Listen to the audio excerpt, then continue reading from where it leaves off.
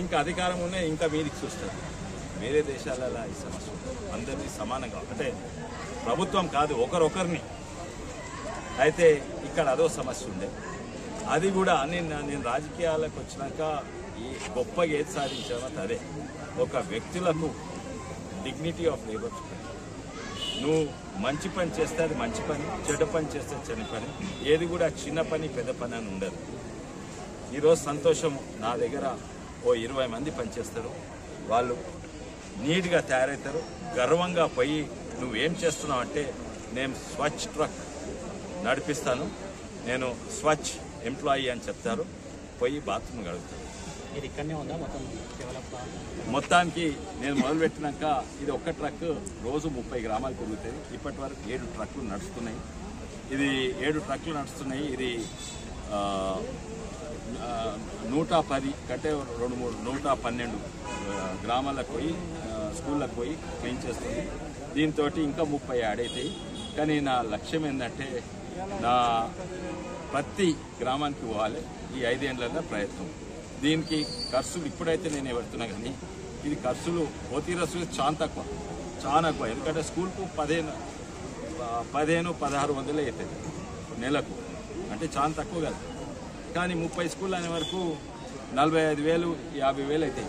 అంటే ఏడాదికి నడుపుతందుకే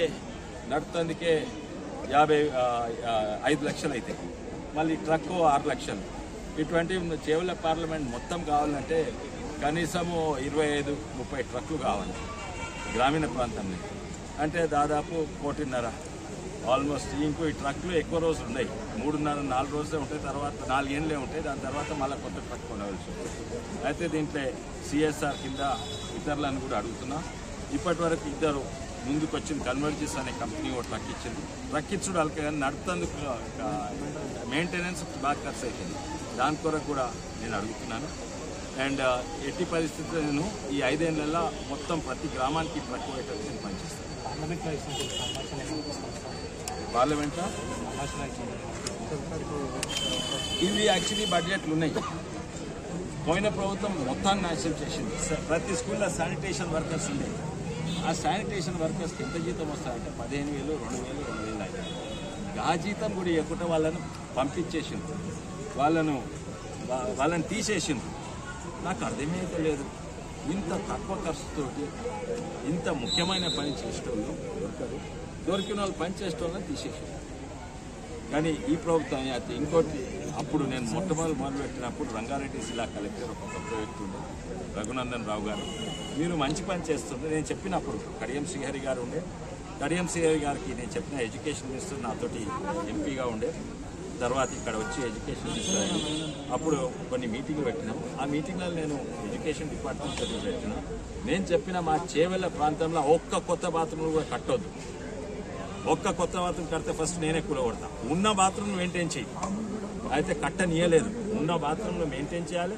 మరీ అధ్వానంగా అయితే రిపేర్ చేసి మెయింటైన్ చేయాలి. చేవెళ్ళ హై స్కూల్లో 12 టాయిలెట్ కాంప్లెక్సెస్ ఉన్నాయి. దాదాపు 97 టాయిలెట్స్ ఉన్నాయి. అవసరమనే 9 టాయిలెట్స్ మస్తు అవుతాయి. ఎందుకంటే వాళ్ళకి ఏంటంటే ఓ టాయిలెట్ ఖరాబ్ అయితే అన్నిట్లా సులభమైన పరిష్కారం కొత్త టాయిలెట్ కట్టు. ఈ ఆదత ఖరాబ్ అయితే కొత్త టాయిలెట్ కళ్ళు. అది మెయింటెనెన్స్కి ఎవరు లేదు. ఇది చాలా తప్పు విధానం. అందుకే నేను చెప్పిన ఎడ్యుకేషన్ డిపార్ట్మెంట్ పైసలు కూడా బచాయిస్తాయి.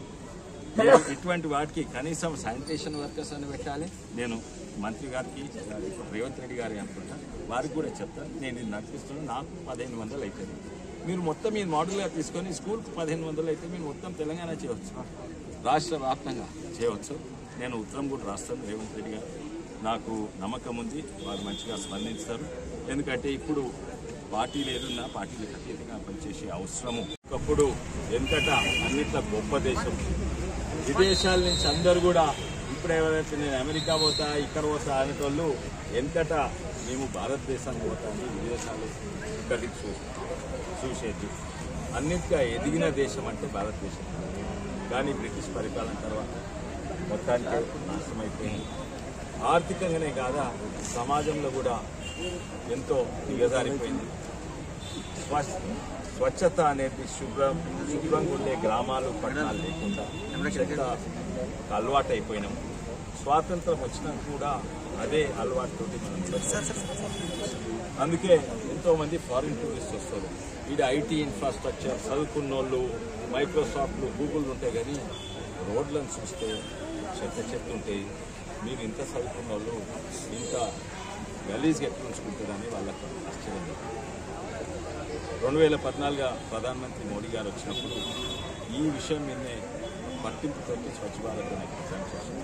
నేను అప్పటి సంది నేను పార్లమెంట్లో అప్పుడు టీఆర్ఎస్ ఎంపీ ఉన్నా కూడా నాకు వాష్ లెజిస్లేటర్స్ ఫోరం అంటే వాటర్ శానిటేషన్ హైజీన్ 30 మంది ఎంపీలు ఆ కమిటీలు ఉంటారు. ఆ కమిటీ కన్వీనర్ నేను. అప్పటి సంది నేను కూడా ఇది మా ప్రాంతం కూడా మంచిగా ఉండాలి, శుభ్రంగా ఉండాలని ప్రోగ్రాం ఎన్నో మొదలుపెట్టినాయి. దాని మీద నీకు 10 ఏళ్ల కింద తెలుసు మన గ్రామీణ ప్రాంతాలలో మన అలవాట్లు మన పద్ధతులు ఎట్లుండే తెలుసు. ఎవరు కూడా బాత్రూమ్ లేకుండే, ఇళ్లలో కూడా లేకుండే, అందరూ రోడ్ల మీద చేసేది. ఆయన ఎటు పోయిండాయా అంటే చెంబట్టుకోపోయా అనేది. కానీ సమాజంలో 10 ఏళ్లలో ఒక పెద్ద మార్పు తెచ్చిన గొప్ప వ్యక్తి మోడీ గారు. నేను అప్పుడు టీఆర్ఎస్ ప్రభుత్వం ఉన్నా కూడా నేను కూడా భారతదేశాన్ని శుభ్రంగా చేయాలని నా వంతు ఏం చేయాలని ఎన్నో చూసినాం. దాంట్లో ముఖ్యంగా చూసినాం ఏంటంటే ఇండ్లలోనైతే బాత్రూంలు మోడీ గారు కట్టించిండ్రు. కానీ ప్రభుత్వ పాఠశాలల్లో కట్టించిన బాత్రూంలు అసలుకు పోరాకుంటాయి. బాత్రూంలు నేనా మంచిగా కానీ ఉంటేనైతే బాత్రూమ్ లోపటి కాదు, బాత్రూమ్ దగ్గర కూడా పోదు. ఆడ బాత్రూమ్ ఉంటే చుట్టూ తిరిగిపోయేది. ఇంకోటి నేను చూసిన సిఎస్ఆర్ కింద హాజీపూర్ అనే గ్రామం యాలాల్ మండల పబ్లిక్ టాయిలెట్స్ లేకుండా గ్రామాలలో ఉండే పబ్లిక్ టాయిలెట్స్. ఆర్ఈసీ అనే సంస్థ రూరల్ ఎలక్ట్రిఫికేషన్ అనే సంస్థ హాజీపూర్ గ్రామంలో ఆ గ్రౌండ్లో పబ్లిక్ వరకు చాలా మంచి పని చేసిన అనుకున్నారు. ఏంది టాయిలెట్లు కట్టించిపోయిండ్రు. అంతకంటే అధ్వాన పని ఏది చేయదని వాళ్ళ మేనేజింగ్ డైరెక్టర్ పోయి టాయిలెట్ కట్టించాలంటే కానీ ఇప్పుడు ఆ గ్రౌండ్లో ఎవరు ఆడుకుంటలేరు, ఆ గ్రౌండ్ దిక్కే పోతలేరు. ఎందుకంటే కట్టించాక అవి మెయింటైన్ చేయకుంటే ఉన్నదానికంటే అధ్వానం. టాయిలెట్ అటుంటే ఇక్కడి నుంచే ఆ వేరే రోడ్ నుంచి వెళ్ళిపోతారు, అంత గలీజ్గా. దాంతో కంపు వాసనే కాదు, గలీజే కాదు, ఆరోగ్యానికి మంచి కాదు. ఆ రోజే ఇది మొదలుపెట్టినాము 10 ఏళ్ల కింద. నాకు దీని మీద రీసెర్చ్ చేస్తానికి ఏడాది అయింది. ఒకటేమో టెక్నాలజీ మీద, ఎందుకంటే ఉత్త శుభ్రం చేసేటోళ్ళు పోతే శుభ్రం కాదు, ఎందుకంటే దానికి నీళ్ళు కావాలి, నీళ్ళు కొడతారు, కరెంట్ కావాలి. ఎన్నో స్కూళ్ళల్లో టాయిలెట్లు ఆడుంటాయి, స్కూల్ ఇక్కడ ఉంటాయి, ఆ టాయిలెట్ దగ్గర నీళ్లు ఉండవు, కరెంట్ ఉండదు. నీళ్లు తెచ్చినా పంప్ చేస్తారు, కరెంట్ ఉండదు. అందుకే ఈ ఎన్నో మార్పులు వచ్చినాయి, ఎంతో రీసెర్చ్ చేసినాము. దాంతో మిషన్ మీదనే నడిచేది ఓ పంపు, ఇవన్నీ కూడా తెచ్చి డైరెక్ట్ పెట్రోల్ మీదనే పనిచేసే పంపు, వేరే దగ్గరనే ఇంజన్ మీదనే పంపు నడుస్తుంది. ఇవన్నీ కూడా రీసెర్చ్ చేసినాం. కానీ ఇంకో సమస్య, మన భారతదేశంలో డిగ్నిటీ ఆఫ్ లేబర్ లేదు. ప్రతి మండలంలో అయితే తెలంగాణ చాలా మంచిగా అటెండెన్స్ ఎక్కువైతే ఆరోగ్యం మంచిగా ఉంటుంది, తిన్న తిండి పైకి పడుతుంది, చదివిన చదువు మెదళ్ళకి ఎక్కుతుంది. సార్ మీ చేతి వస్తుంది సార్. అది ఏం చేయాలనో నాకు అది ఏడవాలనా నవ్వాలనా అని చిన్న రిపేర్ 5 ఏళ్ళ సంది అయితే లేదు.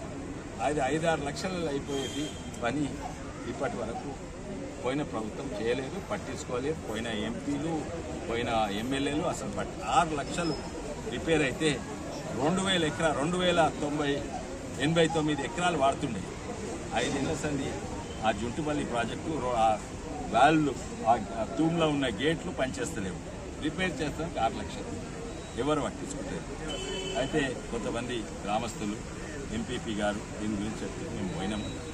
పోవడే కాక మేము ఇక్కడ ఎమ్మెల్యే మనోహర్ రెడ్డి గారికి చెప్పినాము ముందే. అవును, మనోహర్ రెడ్డి గారు అన్నీ ఎట్టి పరిస్థితులు చేస్తాము, ఇరిగేషన్ డిపార్ట్మెంట్ కూడా ఎట్టి పరిస్థితులు చేస్తాము. అయితే నేను ఇంజనీర్గా అక్కడ పోయి చూసినాను, డిఈతో మాట్లాడినాను. మనోహర్ రెడ్డి గారు కూడా అన్నారు నేను దీన్ని రిపేర్ చేపిస్తాను, ఆ నిధులు ఇంతో అంతో ఉంటాయి దాంతో చేపిస్తాను. ఎంపీపీ గారు నేను అక్కడ పోయి గేట్ లోపలికి, నేను ఇంజనీర్గా గేట్ లోపలికి దిగి చూసినాను, గేట్ బయట నుంచి చూసినాను. దానికి కొంచెం నిధులే కేటాయించాలి, కానీ కాంట్రాక్టర్లు ముందుకు వస్తారు. కాంట్రాక్టర్లు ఎందుకు ముందుకు వస్తాయంటే ఇది చిన్న పని 5 లక్షల పనిలో ఎంత మిగులుతుంది, కాంట్రాక్టర్ ముందుకు వస్తారు. ఇంకోటి ఏమో పని చేస్తే 5 నెలలు 6 నెలలు ఏడాది తర్వాత పైసలు వస్తే అందుకే వస్తుంది. అయితే దీని కొరకు కూడా మేము పరిష్కారం కొరకు చూస్తున్నా. తక్కువ పైసలు అయితే ఎంపీ ల్యాడ్స్ తోటి అయితే దాంతో నేను చేస్తాను, లేకుండా ఎవరితో కాంట్రాక్టర్ మాట్లాడి ఎమ్మెల్యే గారు కూడా వారు కూడా మాట్లాడుతూ అన్నారు. నేను అనుకుంటున్నా ఈ 2 వారాలలో ఇది జంటుపల్లి ఫిక్స్ కావాలి.